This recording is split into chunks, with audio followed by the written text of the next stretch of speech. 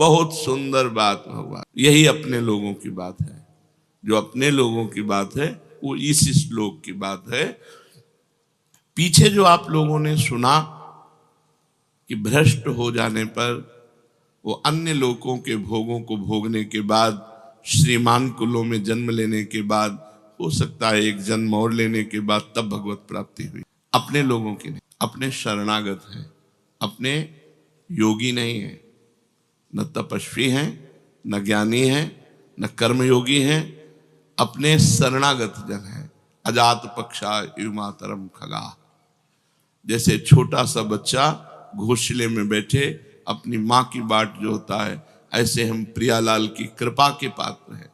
हम उनकी कृपा से चल रहे हैं। हम उनका जस गाते हैं, उनका नाम जप करते हैं, उनकी जूठन पाते हैं, उनके धाम के वासी, उनके आश्रित हैं। हमको ये गतियां नहीं मिलेंगी। हमसे अगर चूक भी हो जाएगी तो हमारी श्री जी का स्वभाव है। राई बहुत छोटा दाना हो, अगर थोड़ी भी सेवा बन गई, थोड़ा भी भजन बन गया तो हमारी प्रियाजू से सुमेरु पर्वत के समान मानती, और अगर पाप बन गया समुद्र के समान तो मानती ही नहीं है। इसलिए हमारा अगला जो जन्म है वो नहीं हो। हम इसी जन्म में प्रियाजू को प्राप्त करेंगे, क्योंकि हम अपनी साधना के बल से नहीं चल रहे। मेरे बल से वृंदावन रानी, हम इनके सहारे चल रहे हैं। हम शरणागत हैं। हम तपस्वी योगी नहीं है, हम कर्म योगी नहीं है, हम ज्ञान योगी नहीं है, हम प्रेम योगी हैं। प्रियालाल के चरणारविंद की शरण में है। जो शरणागत के अभय करके उसके सारे अपराधों को न मानते हुए, मानती ही नहीं, क्षमा करने की बात जाने दो, अवगुण करे समुद्र सम, एक दो अपराध नहीं किए, सैकड़ों पाप किए इसने, बोले मानती ही नहीं कि इसने किया है। ऐसी हमारी प्रियाजू है। अवगुण करे समुद्र सम, गणत न अपनो जाने, ये मेरा है। अपने यहां प्राय इस बात की जय है कि हम श्री जी के हैं, हम लाडली जी के हैं। हमारा साधन भजन क्या है?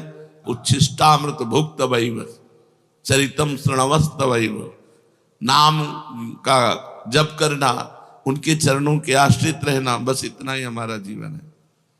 उनके जूठन को पा रहे हैं, उनका जस गा रहे हैं, उनका जस सुन रहे हैं, नाम जप कर रहे हैं, सेवा कर रहे हैं, उनके भरोसे उनके घर में पड़े, भगवत प्राप्ति पक्की है। चाहे जितनी बड़ी चूक हो जाए, प्रियाजू चूक मानती ही नहीं। भगवान कह रहे हैं अब इस योग को समझना है, ये अपना योग है। संपूर्ण योगियों में जो श्रद्धावान भक्त हैं, मुझ में तल्लीन होकर भजन में लगे हुए हैं, जो मेरा भजन करते हैं, बस मेरे मत में सर्वश्रेष्ठ योगी वही है। तपस्वियों से भी, ज्ञानियों से भी और कर्मयोगियों से भी भगवान ने श्रेष्ठ योगी कहा भजन करने वाले को। केवल एक ही काम है, ये सब भजन के अंतर्गत आता है। लीला गायन, लीला श्रवण, नाम कीर्तन, ठाकुर सेवा, ये सब संत सेवा, संत संग, ये सब भजन के अंग हैं। संपूर्णता को भजन कहते हैं। जितने योगी वर्णन किए गए शास्त्रों में, जिनमें भगवान ने कर्म योग, ज्ञान योग और तपस्या योग का वर्णन किया, वैसे और भी योग हैं। सांख्य योग, हठ योग, मंत्र योग, लय योग, बड़ी साधनाएं शास्त्रों में वर्णन की गई हैं। भगवान कहते हैं, क्योंकि भगवान के लिए ही सारे योग हैं, तो भगवान कह रहे हैं मेरे मत में सबसे बढ़िया भगवान ही का तो मत हुआ। श्रद्धावान भजते यो माम सामे युक्त तमो मता। इन सब योगियों से, तपस्वियों से, कर्म योगियों से, सांख्य योगियों से, लय योगियों से, और भी जो हठ योग हैं, इन सबसे श्रेष्ठ है मेरा भक्त योगी, जो निरंतर भगवान के भजन में लगा हुआ। या श्रद्धावान जो मेरे में केवल श्रद्धा करता है, योगों पे नहीं, योग पे नहीं, उसका योग से कोई मतलब नहीं, उसको मेरी प्रियाजू, मेरे लाल जो, दुनिया से मतलब है नहीं, अपने प्रियालाल को हृदय से लगाए हर समय उन्हीं को कीर्तन सुनाना, उन्हीं को पद सुनाना, उन्हीं को भोग लगाना, उन्हीं के सामने नाचना गाना, उन्हीं के चरणों में सो जाना, उन्हीं के चरणों का चिंतन करते उठना, ये श्रद्धावान योगी है जो भगवान जी से पसंद करते हैं। मेरे पर श्रद्धा और विश्वास करता है और जिसके भीतर मेरी मापता है, साधना की नहीं। मेरे भगवान, मेरी प्रियाजू मेरा कल्याण कर देंगी, मेरी प्रियाजू मुझे मिलेंगी, मेरी प्रियाजू मुझ जैसे नीच को भी अपना बनाएंगी। उसके अंदर केवल एक वृत्ति है, प्रियालाल। मैं ये साधन कर रहा हूं, इसके बल से भगवत प्राप्ति को मार्ग दूसरा हो गया। मैं भरोसे में हूं प्रियालाल के। वो अंदर की बात, उसकी सत्ता और महत्ता केवल प्रभु में। भगवान कह रहे हैं मैं जो निर्णय कर रहा हूं सबसे बड़ा निर्णय है। भगवान का निर्णय सबसे बड़ा निर्णय है। भगवान कह रहे हैं जिसने मेरे में चित्त लगा दिया और मेरा आश्रय ले लिया और मेरा भजन कर रहा है, यो माम सामे युक्त तमो मता, मेरे मत में सबसे बड़ा योगी वही है। जब इस तरह से हमारा हृदय, मैं प्रियालाल का, प्रियालाल मेरे, इसके बीच में कोई नहीं होना चाहिए। रुपया पैसा रिश्तेदार नातेदार कोई नहीं, मैं अकेला, केवल मेरे भगवान। अंतर में देखो, कोई मेरा नहीं होना चाहिए। सब कोई होते हुए भी मेरा कोई नहीं होना चाहिए। मेरे सिर्फ प्रभु और मैं प्रभु का, ये सबसे बड़ा योग है। तब मन स्वतः ही भगवान में लग जाता है। भगवान में प्रियालाल से अपनापन हो जाता है। अपने प्रियालाल, अपनी श्री जी, ऐसा नहीं लगता कि मतलब कोई और, अपनी श्री जी, अपने प्रियालाल। इसीलिए सबको सेवा रखनी चाहिए, जिससे अपनी सेवा में हम इतने तन्मय रहें कि सेव्य से प्रीति हो जाए। कल एक रोकर एकांतिक में साधक कह रहा था कि मुझे सबसे बड़ी चिंता है कि हमारे मर जाने के बाद हमारे ठाकुर जी की सेवा कौन करेगा। बस यही चिंता खाए जा रही। हम कहा यही चिंता तुम्हें प्रभु से मिला देगी। यही चिंता प्रभु की सुख के लिए सोचना कि अभी तो मैं ये कर रहा हूं, और जब मेरा शरीर छूट गया तो मेरे ठाकुर को कौन भोग लगाएगा, कौन पवाएगा, कौन आरती करेगा, कौन शयन कराएगा। ये जो चिंता है ना, यही भगवान प्यार देखते हैं और इसी प्यार से मंगल हो जाता है। उसका स्वाभाविक मन लग जाता है प्रभु में, स्वाभाविक मन। 4 फूलों की सैया लगा कर देखो, रोज रात्रि में जब शयन कराओ, सुंदर 4 राय बेल के फूल डाले, गुलाब की पंखुड़ियां डाली, कोमल एक वस्त्र उसके ऊपर बिछा दिया कि फूल चुभे ना, क्योंकि फूल से भी सुकुमार हमारे प्रियालाल हैं। और ऐसे शयन कराओ, फिर देखो कैसा सुख मिलता है। फिर चरण चापो, देखो कैसा सुख मिलता है। भगवान इसी को कह रहे हैं मेरे मत में सर्वश्रेष्ठ योगी है। सभी क्रियाओं में भगवान का नाम जप करता है, भगवान का चिंतन करता है, उसका मन भगवान में लगा रहता है। जो केवल प्रभु का हो जाता है, मैं केवल प्रियाजू का हूं। जिसका मन व्यक्तिगत कोई अस्तित्व तो नहीं रखता, प्रियाजू के लिए, ये फूल प्रियाजू के लिए, ये इत्र प्रियाजू के लिए, ये भोग प्रियाजू के लिए, जो देखा वो सब प्रियाजू के लिए, अपने लिए भूल गया, ये सबसे बड़ा योगी है। अपनी चाह भूल गया, अपने प्रियालाल के सुख के लिए उसकी व्यक्तिगत कोई चाह नहीं होती। उसकी साधन भजन जप कीर्तन श्रवण मनन सब प्रभु के लिए होता है, सब प्रभु के लिए, अपने लिए नहीं। अपना कल्याण हो ये बात हट जाती है शरणागत की, क्योंकि अपना कल्याण तो हो चुका हम प्रभु की शरण में। अब हमें जो करना है अपने प्रभु के लिए करना है। उसकी जितनी भी परमार्थिक क्रियाएं हैं, साधन भजन जप कीर्तन श्रवण मनन, वो सब प्रभु के लिए होता है। और जो व्यवहार की क्रियाएं, खाना पीना चलना फिरना सोना जागना, ये सभी क्रियाएं, या खेती व्यापार नौकरी, सभी जीविका संबंधी क्रियाएं, वो सब प्रभु के लिए। तो उसकी दोनों क्रियाएं परमार्थिक और व्यवहारिक दोनों भजन हो जाती। रुपया कमा रहे हैं, जिससे परिवार है, परिवार प्रभु का है, प्रभु स्वरूप है, उसकी सेवा हो रही है। परिवार का सेवन वो भगवान की सेवा मान के करता है, उसका सब व्यवहार भजन बन जाता है। अनन्य भक्त के भजन के स्वरूप को भगवान यहां कह रहे हैं कि वो मेरी प्रसन्नता के लिए सारे कर्म करता है, मेरी प्रसन्नता के लिए। एक कर्म करता है अपनी प्रसन्नता के लिए और एक भगवान की प्रसन्नता के लिए कर्म करता है। जो भी कर्म है, खेती, किसानी, व्यापार, नौकरी, व्यवहार, जो भी है वो सब प्रभु की प्रसन्नता के लिए करता है और भगवान के परायण रहता है। वो केवल भगवान का भक्त है, संसार का भक्त नहीं। वो संसार की आसक्ति को छोड़ करके केवल भगवान से, इसलिए भगवान कहते हैं मदगते नान्तरात्मना, उसने अपनी अंतरात्मा मेरे को समर्पित कर दी। लेकिन ये अपने कल्याण के लिए नहीं लगा, ये अपने प्रियालाल को सुख पहुंचाने के लिए लगा है। हमारा कल्याण हो जाए तो याद ही नहीं आता। अगर सच्ची शरणागति है तो ये बात सुन करके कि वो भ्रष्ट योगी स्वर्ग जाएगा, नरक जाएगा, ये होगा वो, तो आपको लगेगा सब मेरी बातें नहीं, मैं योगी हूं ही नहीं, मैं तो प्रियालाल की शरण में हूं। हमारा निर्णय संसार के भागवतिक विधान में नहीं होगा, हमारा निर्णय निकुंज में होगा। और निकुंजेश्वरी का स्वभाव ऐसा है, बड़ी करुणामयी, दयामयी, कृपामयी, अपराध मानती ही नहीं, छोटी सी सेवा को पहाड़ करके मानती। हमारा तो काम बन गया। हमें हर समय पुलकित रहना है कि हमारा संबंध श्री जी से है, हमारा कल्याण साधना से नहीं संबंध से होगा और इस संबंध को आचार्य गुरु ने करवाया है, हमारा कल्याण हो गया। कल्याण की बात अगर सोचकर तुम्हारे मन में क्षोभ हो तो अभी तुम शरणागत नहीं हो। अपने कल्याण की बात सोचना शरणागति में कलंक है। हमें प्रभु के विषय में सोचना है, प्रभु की चर्चा। हम तो जैसे नीच पामर हैं ही, हमको तो स्वीकार कर लिया है श्री जी ने, हम तो श्री जी की शरण में। अब अपने विषय में क्या सोचना, अब श्री जी के विषय में सोचना, अब श्री जी की प्रसन्नता के लिए कार्य करना। जो संसार से विमुख होकर साधना में लगे हुए हैं, सगुण निर्गुण जो परमात्मा का भजन कर रहे हैं, ये सब युक्त तर है। परंतु जो केवल भगवान में लगा हुआ है, भगवान कह रहे हैं ये युक्ततम है, सर्वश्रेष्ठ है, केवल भगवान से। वो भक्त युक्ततम तभी होगा जब कर्म योग, ज्ञान योग और भी तपस्या आदि योग, इनमें से किसी में उसकी रुचि नहीं।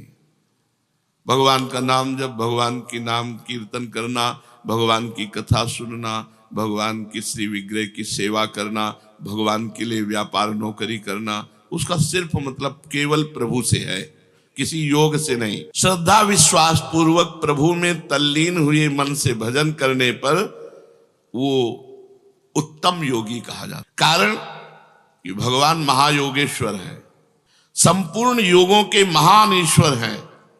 तो जब महायोगेश्वर प्रभु श्री कृष्ण की शरण में हो गए तो अब शरणागत का कौन सा योग बाकी रह गया। शरणागत का बहुत बड़ा संबंध है, मैं प्रभु का हूं, प्रभु मेरे, इसी से कल्याण हो जाएगा। कोई भी त्रुटि ही नहीं मानी जाएगी।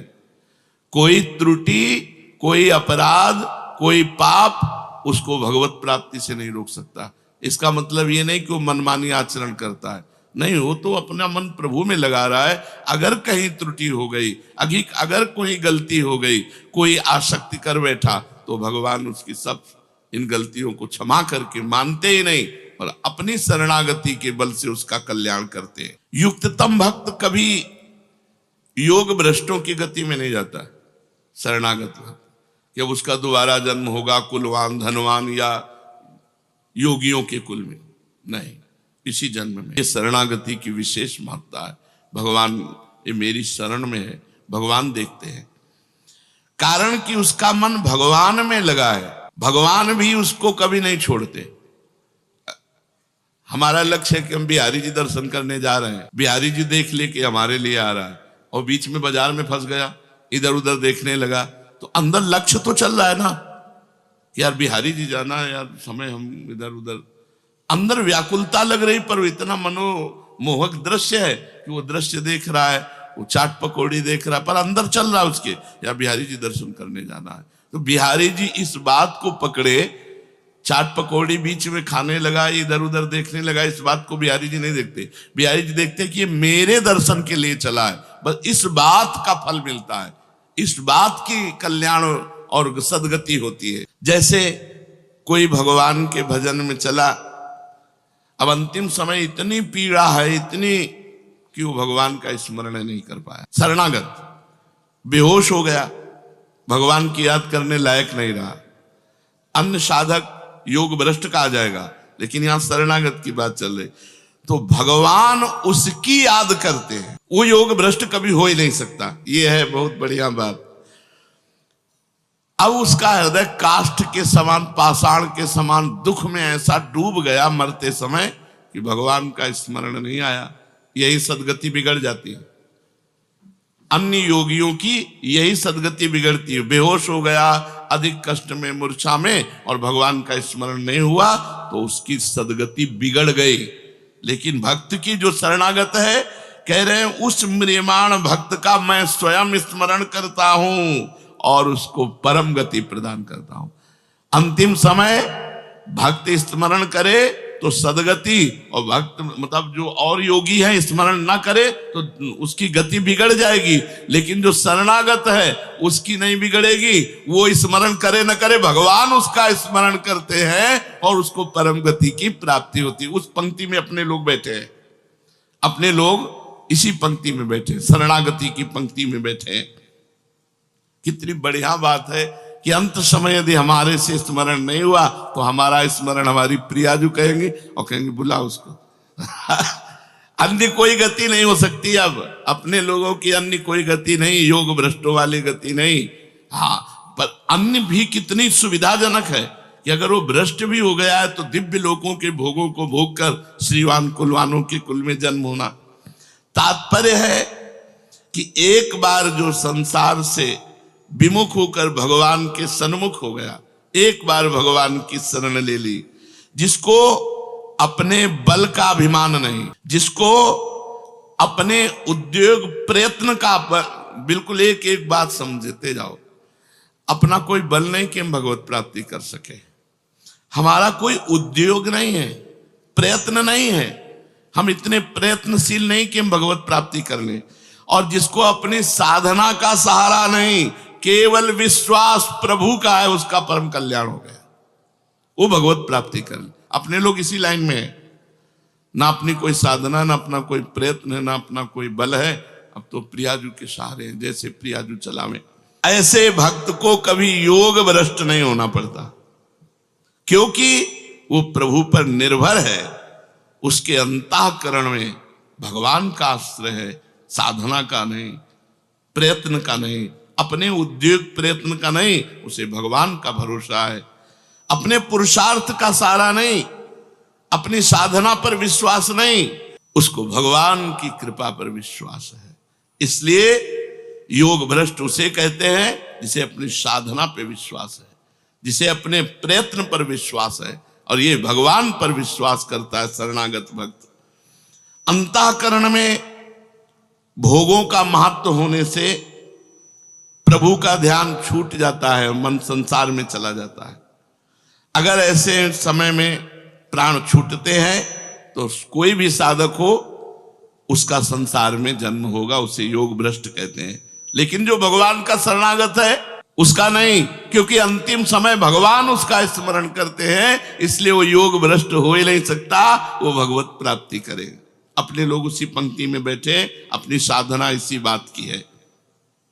अगर अपने बल का सहारा विश्वास और अभिमान ना हो और संसार में मन जाए तो भगवान का भरोसा है तो योग भ्रष्ट नहीं माना जाएगा। फिर सुन लो इस बात को, अपने साधन का, प्रयत्न का भरोसा नहीं है, भरोसा प्रभु का है, प्रियाजू का। और मन खूब संसार में जा रहा है, उसका मन संसार में जा रहा है, वो अंतिम समय भी संसार में चला गया, तो वो योग भ्रष्ट नहीं होगा, क्योंकि प्रियाजू इसका स्मरण करेंगे और वो प्रियाजू के पास पहुंच जाएगा। अपने लोग बेपरवाह रहेंगे। हम श्यामाजू केवल अभिमानी, टेढ़े रहे मोहन रसिया, सो बोले अटपट बानी। ये बात बैठा लो, हृदय में बैठालने की है। अब हमारा अंतिम नहीं बिगड़ेगा, क्योंकि अंतिम में प्रियाजू हमें याद करेंगी। जीवन में जितना बनता है हम श्यामा प्यारी रट रहे हैं, और जब हम रटने लायक नहीं रहेंगे तब श्यामा प्यारी हमारी स्मृति करेंगी और हमारा मंगल हो जाएगा। कारण कि ऐसी अवस्था में मन तो संसार में चला गया, लेकिन आश्रय भगवान का है, इसलिए आश्रय से उसका कल्याण हो गया। उसने साधना का आश्रय नहीं लिया था, उसने प्रभु का। ये बहुत मीठी बात है, बहुत अमृतमयी बात है, क्योंकि उस समय हमारे बस की बात नहीं रहती। हमारे बस की बात तो अभी भी नहीं है, जब मन जहां चाहता है वहां चला जाता है। तो उस समय, अंतिम समय जब हमारा आएगा, उस समय मेरे बस की बात नहीं, तो उस समय प्रियाजु स्मृति करके हमारा परम कल्याण, परम मंगल करती। ऐसे निर्भर भक्त का चिंतन भगवान स्वयं करते हैं, जिससे वो योग भ्रष्ट ना होकर भगवत प्राप्त हो जाता है। जय हो। संसार का संबंध विच्छेद होने से योगी बंधन मुक्त होता है, लेकिन ये संसार का चिंतन करने पर भी भगवान को प्राप्त होता है। ये खास बात है शरणागति की। अंतिम समय संसार का चिंतन चला गया, लेकिन आश्रय किसका है? प्रियाजू का। अंदर आश्रय प्रियाजू का, प्रभु का आश्रय। तो इसका परम कल्याण आश्रय से हुआ, मन आने जाने से नहीं। ये है शरणागति की विशुद्ध महिमा। वो निर्विकार परम सुख, परम शांति, परम आनंद का अनुभव करेगा। उसकी पूर्णता में कभी कोई कमी नहीं हो सकती, क्योंकि अंतरात्मा से उसने प्रभु का आश्रय लिया है। ये भगवान जो ये कह रहे हैं, मदगते अंतरात्मा, जिसने अंदर से मेरा आश्रय ले लिया, इसी तभी हमने कई बार सत्संग में कहा है, भगवत प्राप्ति आश्रय से होती है। अंदर का जो आश्रय है वो भगवान देखते हैं। भगवान के साथ जो अपनापन है, जो भगवान के प्रति भाव प्रकट हो गया है, वो भाव उसका परम मंगल कराता है। तो भगवान तपस्वियों से भी अधिक योगी, ज्ञानियों से भी अधिक योगी और कर्मयोगियों से भी अधिक योगी बताया किसको? जो निरंतर भगवान के भजन में डूबा हुआ है, जिसका आश्रय केवल श्री भगवान है, अन्य कोई है ही नहीं। हे पृथानंदन, मुझ में आसक्त मन वाला, अगर नहीं हो पाया आसक्त मन वाला, तो मदाश्रया, मेरे आश्रित जो इसका अभ्यास करता है, तो तू मेरे जिस समग्र रूप को निसंदेह जिस प्रकार जान सकेगा, उसको उसी प्रकार से सुन। आसक्त, मेरे में ही जिसका मन आसक्त हो गया है। देखो, खास बात देखी जाती है, जैसे हृदय से हमारे लोगों का लक्ष्य भगवत प्राप्ति है, प्रियाजू है। अब बीच में हम किसी भी में फंस जाते हैं तो फंसना नहीं माना जाएगा, वो तो रास्ते में हो। तो जो प्रभु है वो देख रहे हैं कि चला मेरी तरफ है, इसका लक्ष्य मैं हूं, इसका आश्रय मैं हूं, पर मेरी दुरंत माया है, ये आकर्षित हो गया, तो मेरी ही तो माया है। इसलिए भगवान से, अगर जो साधक मैयासक्त मना, प्रभु में ही जिसका मन आसक्त हो गया है, सारा स्नेह बटोर करके प्रभु के चरणों में सबकी ममता ताग बटोरी, मम पद मन बांध बरडोरी, ये मैयासक्त मना है। माता पिता भाई बंधु रिश्ते नाते, यहां तक कि अपने शरीर की भी ममता का त्याग करके केवल प्रभु के चरणों में, उसे मैयासक्त मना कहते हैं। चिपक गया मन प्रभु में, स्वाभाविक प्रभु में मन लग गया, तो उसको भजन तो करना नहीं पड़ता, स्वाभाविक भजन होता है, क्योंकि उसकी आसक्ति प्रभु में हो गई है। स्वाभाविक मेरी याद आती है, उसको कभी विस्मृति नहीं होती, मैं चाहता हूं कि तू ऐसा बन। मैयासक्त मना पार्थ, पार्थ मेरे आसक्त बन। उत्पत्ति विनाशशील वस्तुओं का शब्द स्पर्श रूप रस गंध का आकर्षण तभी मिटेगा जब मैयासक्त मना होगा, जिसका मन प्रभु में आसावई मना कृष्ण पदारविंदयो, जिसका इस लोक में शरीर के आराम, आदर सत्कार और नाम बड़ाई की, स्वर्ग आदि परलोक के भोगों की किंचन मात्र कोई प्रियता नहीं रह गई है। मैयासक्त मना, शरीर के आराम की व्यवस्था, मान बड़ाई, नाम प्रणाम नमस्कार, लोक परलोक के भोग, इन सब से कोई प्रियता नहीं, मेरी तरफ खिंचाव है। ऐसे उपासक को मैयासक्त मना कहते हैं। साधक कैसे भी प्रभु में लग जाए, वो मैयासक्त हो ही जाएगा। अगर वो कहीं इधर उधर चलेगा ना, मन चलाएगा, तो उसको ऐसी ठोकर लगेगी कि अपने आप सही मार्ग में चलेगा, पक्का मान लो। जिससे आसक्त होगा वही ऐसे वचन कहेगा, वही ऐसी क्रिया कर देगा कि उसका मन हो जाएगा, अरे मैं तो परमार्थ छोड़कर, भगवान छोड़कर इसके लिए आसक्त हो रहा हूं, ये हमें क्या, वो अपने आप सही रास्ते में आ जाएगा। जिधर वो आसक्त होना चाहेगा, तो ये भगवान की भी तो जिम्मेवारी है। भगवान खींचते हैं, कृष्ण आकर्षण। हमको और कोई विषय खींच करके अपने में रोक नहीं सकता अब, क्योंकि भगवान ने खींचा है। खड़े हो सकते हैं, लड़खड़ा सकते हैं, लेकिन लक्ष्य नहीं बदल सकता। अब ये लक्ष्य नहीं बदल सकता कि चलो अब ये भोग मिल गया, विश्राम नहीं। उसका लक्ष्य अंदर जागृत है भगवत प्राप्ति, अंदर लक्ष्य उसका जागृत है भजन। और थोड़ी देर के लिए मनोरंजन के लिए रुक गया तो उसी मनोरंजन में ऐसी चोट पहुंचाई जाएगी कि उसका हृदय व्याकुल होकर फिर भगवान की तरफ भाग पड़ेगा। और देखो, निश्चिंत हो जाओ, हम लोग प्रियालाल की शरण में हैं। बस इतनी चिंता करने की बात है कि उनका भजन न छूटे, उनका आश्रय न छूटे, किसी व्यक्ति का आश्रय न हो जाए, कि कहीं धन का आश्रय न हो जाए, कहीं साधना का आश्रय न हो। सर्वेषु साधन वरेषु चिरम निराशा, तो वर्षंत में सहजाद्भुत शोक की धाराम श्री राधिका चरण रेणु भाम स्मरामि। अपने को नरक स्वर्ग की कोई चिंता नहीं है, अपने को बस चिंता श्री जी की सेवा की रहनी चाहिए। और भजन साधन जो दिनचर्या है, ऐसे मार्ग में लगे हो कि अंतिम समय वो हमारा स्मरण करके ले जाएंगे। हमारी जिम्मेवारी नहीं है, हमारी जिम्मेवारी नहीं। जैसे अंतिम समय हर योगी को मन को संभाल कर परमात्मा में लगाना होगा, अगर नहीं लगाए तो भ्रष्ट हो जाओगे। लेकिन अपने लोगों को ये भी बात नहीं, मन संसार में चला गया तो प्रिया जो है ना हमारी, वो हमारा स्मरण करेंगी और अपने पास बुला लेंगे। श्री राधा वल्लभ।